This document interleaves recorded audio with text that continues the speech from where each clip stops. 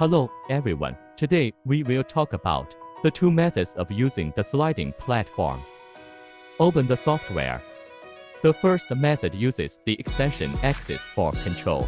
First, draw the extension axis. Inside the extension axis settings, interface.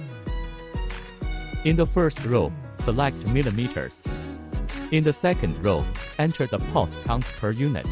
This value is determined by the pulse count set in your driver and the wavelength of your sliding platform's center screw. If you don't know the step length of your sliding platform center screw, you can set it to 10 millimeters here.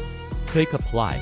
Click Engrave. See if it actually moves 10 millimeters. If it's greater than 10 millimeters, reduce it. If it's less than 10 millimeters, increase it. Then, set the minimum speed. The maximum speed affects the sliding platform's operation speed. The acceleration time doesn't need modification by default. Click OK. Move 10 millimeters. And you can copy several.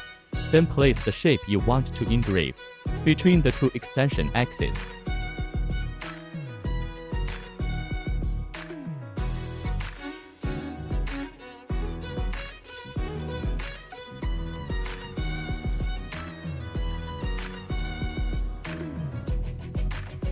This is the first method using the extension axis to control the sliding platform. Move 10 millimeters and engrave a shape.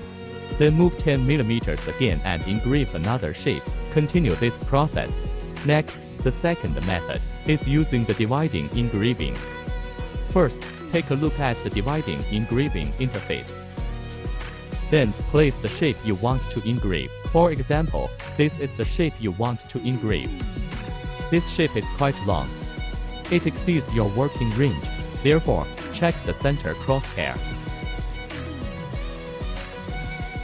Take the checkbox and move it to the center. Place the starting position of this shape close to the center crosshair. Then, click Dividing Engraving. This engraving, normally, the sliding platform is controlled by the x-axis. The dividing size means the engraving content for each movement distance.